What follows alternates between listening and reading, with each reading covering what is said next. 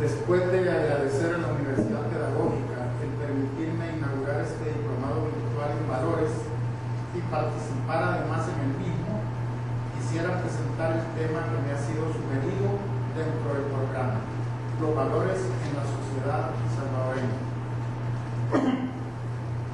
Preocupa tanto el tema de los valores en el país que se enfoca repetida y persistentemente desde muchos y diversos ángulos y posiciones.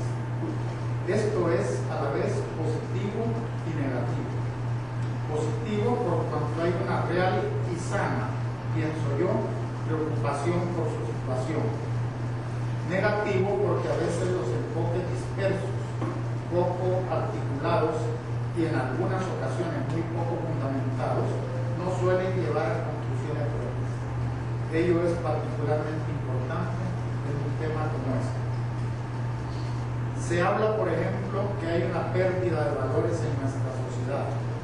En algunos casos, lo anterior se debe interpretar como que hay cambio de valores, que hemos transformado nuestra forma de valorar. Pero debo insistir desde el comienzo: no puede haber conglomerado social alguno que pretenda rasgos de diferenciación e individuación que le identifiquen que carezca de valores. Y es que al margen de la norma y de los principios, los valores pertenecen a esa parte de la ética que llamamos ética material, la ética de Scheller, la ética concreta, esa ética que más que una expresión de estructura es una expresión de contenido moral. Los valores, pues, es necesario insistir en ello, no se enseñan, no son parte de códigos ni de normativas, son simplemente actos o expresión de actos concretos, lo cual los hace expresión de una concreta cultura y como tal son producto de la historia de los pueblos. Se dan, se descubren, se practican, y este primer y primario momento es el que permite, posterior y superitadamente, y no de otra manera, expresarlos en el discurso que los refleja, y solo eso. Pretender establecer una norma ética, unos principios éticos, una ley ética que no exprese y sea consistente con el actuar concreto de los hombres que deberán cumplirla, es realmente un completo contrasentido y algo imposible de lograr. Es este el famoso y ya añejo problema entre el ser y el deber ser. La ética kantiana, la ética formal, es como discurso una ética de indudable valor, pero el sentido del deber basado en la libertad y en su expresión, la buena voluntad, si no se corresponde con el actuar concreto del hombre, es realmente un discurso vacío, estéril. Esto es una cuestión reconocida por la inmensa mayoría de los autores, tal y como se hace ver en ese pequeño librillo que la Universidad Pedagógica me ha hecho el honor de publicar. Los valores no se enseñan, solo se descubren, porque los valores no son entes, ni siquiera son simplemente valentes, son porque valen, y valen porque se practican.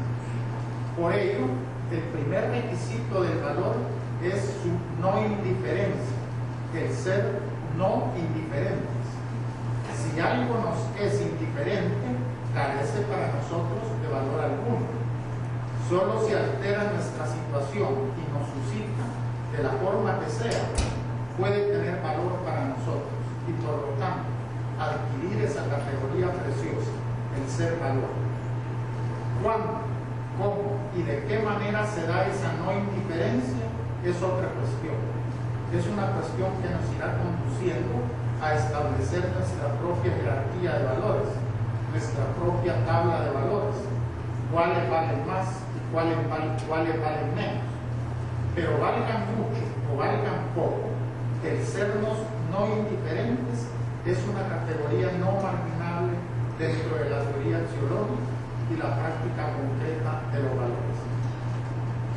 Decía José Ingenieros, el del hombre mediocre, el de la reforma de Córdoba, el de las fuerzas morales, que estas no son virtudes de catálogo, sino moralidad viva. Coincide entonces Ingenieros con que los valores no se enseñan, sino solo se descubren. Están simplemente ahí, imbricados en ese nudo de relaciones sociales que impelen a toda sociedad hacia la acción. No hay categorías tradicionales, continuaba este italiano argentino, pues estas nacen, viven, mueren en función de las sociedades, con lo cual afirmaba otra característica de los valores de ser un aquí y ahora. Otra cosa es el qué, cuáles valores él practica o debieran ser practicados para hacerlo. Él privilegiaba a la sabiduría como la más alta virtud y a la prudencia, la templanza, el coraje y la justicia como las formas en que tal virtud se expresa. Solo con la sabiduría, decía este hombre mayúsculo de América, a quien tampoco conocemos, podemos acceder a la armonía universal. Las fuerzas morales y los valores son parte de ellas, deben entonces obrar en las propias sociedades. Son virtudes para la vida social, que no descansan bajo ninguna cúpula. Más que enseñarlas o difundirlas, conviene despertarlas en la juventud que virtualmente ya las posee. Hay en esta expresión de Ingenieros algo sobre lo cual debiéramos reflexionar. Eso de que la juventud virtualmente las posee, lo cual nos lleva a una probable conclusión, que esta posesión noble y justa de los jóvenes, ya virtual y quizá innata, es trastocada lamentablemente y convertida hacia otras formas no muy saludables y deseables por los mayores, esos que tanto saben criticarlos y que no acostumbran a escucharlos precisamente. Por hacer una caracterización del hombre actual en una época que define como de incertidumbre y en la cual reinan el inmediatismo, el consumismo fácil, el que nada ve, nada siente. Es ni más ni menos que ese inmenso relativismo que ha surgido como producto de la posmodernidad, del simbolismo y de lo perentorio, del afrontar la vida contingentemente, del hacer que el hombre vaya resolviendo su vida en vez de proyectar. Cada hombre tiene sus propias respuestas y es cierto solo lo que en ellas se contiene. La tradición, la singularidad ética característica de cada pueblo, la memoria social, el enraizamiento social, la familia, el futuro, van cediendo paso ante el embate de la globalización. Esta sociedad está enferma de profundas deshumanidades, dice ese maestro, y agrega un juicio verdaderamente aflictivo. Las personas éticamente correctas van a ser en el futuro una minoría.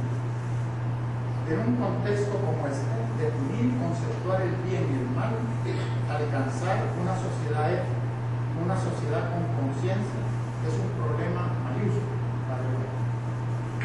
Caldeira propone entonces que el hombre vuelva por la moral, con lo cual éste se apropiará de nuevo de su misma libertad, modo fundamental de la existencia humana. Y esa vuelta a la moral procede sobre la base de la clarificación de las creencias fundamentales para lo cual los valores son el medio. El hombre debe preguntarse, dice, ¿cuál es el sentido de la vida? Cuestión esta existencial. ¿Cuál es el sentido para la vida? Cuestión esta esencial. ¿Y cuál es el sentido en la vida? Cuestión esta última de los valores. Y aquí la recia afirmación de Caldeira, que llega como a confirmar esta hipótesis que he venido manifestando en esta plática.